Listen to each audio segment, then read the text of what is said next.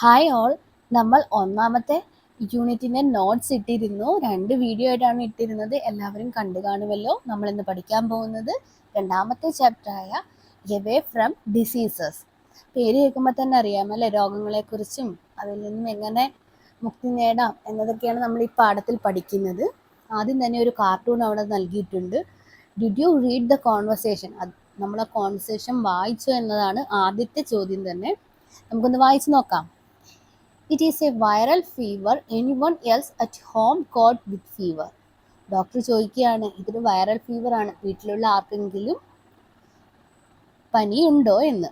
അപ്പോൾ കുട്ടിയുടെ കൂടി ഇരിക്കുന്ന അമ്മ പറയുന്നു, yes, his sister and I were affected. അവൻ്റെ സഹോദരിക്കും എനിക്കും പനിയുണ്ടായിരുന്നു എന്ന്. What should be done to prevent the spreading of these diseases to others? ഇങ്ങനെ രോഗങ്ങൾ ഒരാളിൽ നിന്നും മറ്റൊരാളിലേക്ക് പകരുന്നത് നമുക്ക് എങ്ങനെ തടയാൻ സാധിക്കും? എങ്ങനെയൊക്കെ തടയാൻ സാധിക്കും? നമുക്കൊന്ന് നോക്കാം. നമുക്ക് ആൻസർ ഒന്ന് നോക്കാം. നമുക്ക് അറിയാവുന്നതൊക്കെ തന്നെയാണ്. Covering the mouth and nose with a handkerchief while sneezing and കഫിങ്. ചുമയ്ക്കുമ്പോഴും തുമ്മുമ്പോഴും ഹാങ്കർചീഫ് ഉപയോഗിച്ച് മൂക്കും വായും പൊത്തിപ്പിടിക്കുക.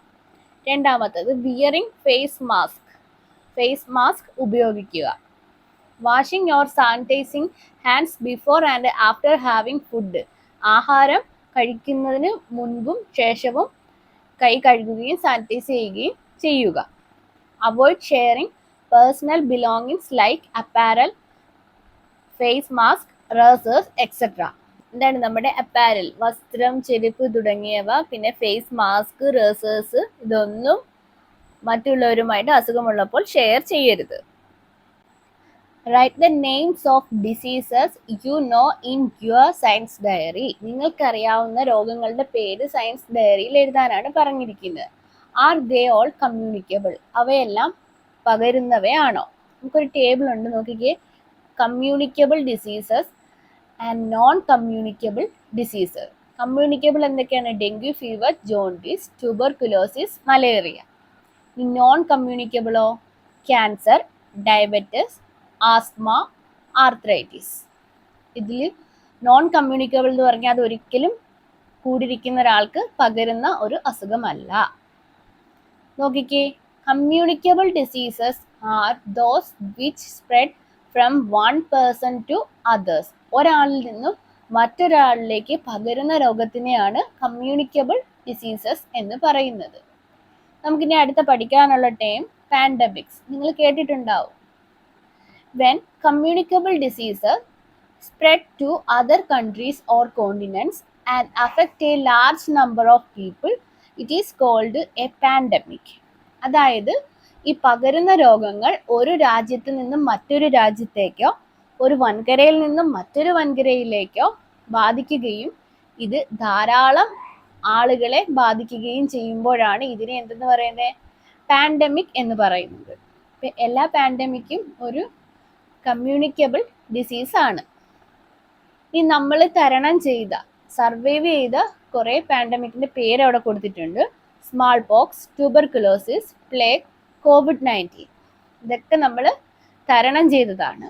ഓക്കെ, ഇനി ഈ അസുഖങ്ങളെല്ലാം എങ്ങനെയാണ് നമുക്ക് ഉണ്ടാകുന്നത് നോക്കാം. പാത്തോജൻസ്.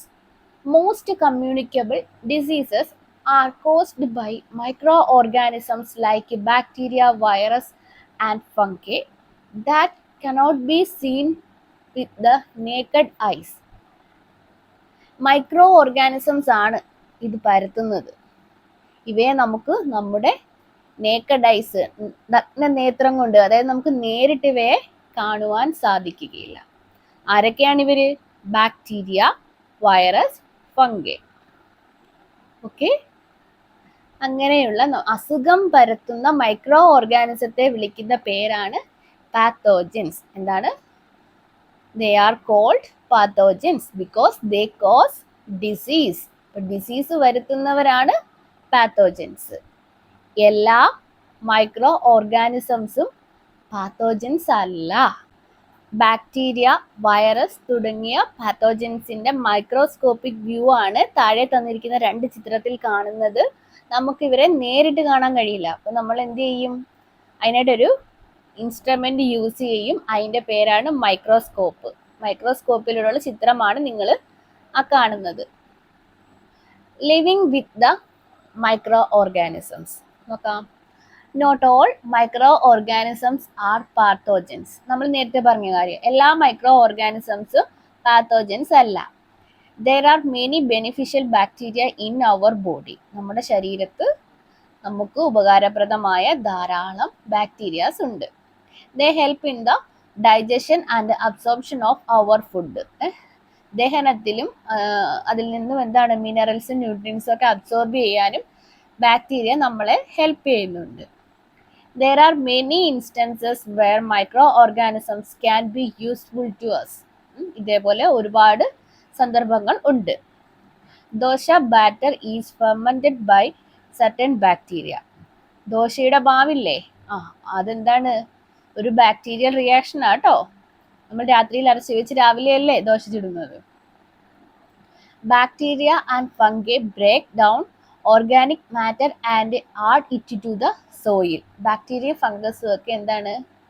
ഓർഗാനിക് മാറ്ററിനെ, ഇപ്പൊ എക്സാമ്പിൾ പറയുകയാണെങ്കിൽ നമ്മുടെ വീട്ടിൽ മുറ്റത്ത് വീണ് കിടക്കുന്ന ഒരു ഇല നമ്മൾ കുറെ ദിവസം അത് എടുത്തില്ലെങ്കിൽ എന്താണ്? അവിടെ കിടന്നത് അഴുകി ജീർണിച്ച് മണ്ണിനോട് ചേരും. ഇതൊക്കെ ഒരു ബാക്ടീരിയ അല്ലെങ്കിൽ ഫംഗി ചെയ്യുന്ന പ്രോസസ്സാണ്.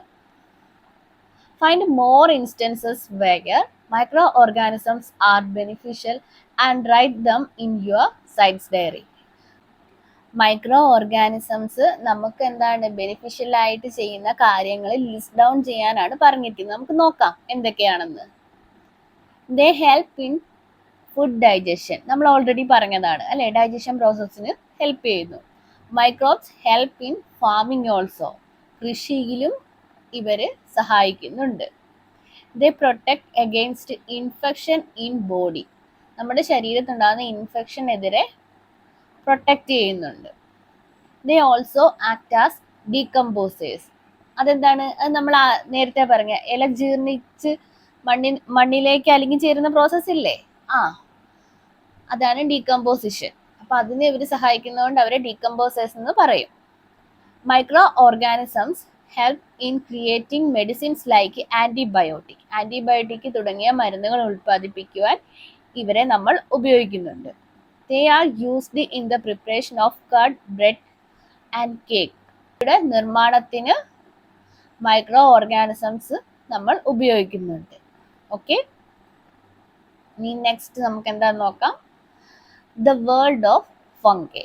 We are familiar with bread mold and black mold found in clothes. അല്ലേ, തുണിയിലുണ്ടാകുന്ന പൂപ്പലുകളെ എല്ലാം നമുക്കറിയാമല്ലോ, നമ്മൾ എപ്പോഴും കാണാറുള്ളല്ലേ, കുറെ നാൾ എടുക്കാതിരിക്കുമ്പോൾ ഉണ്ടാകുന്നത്.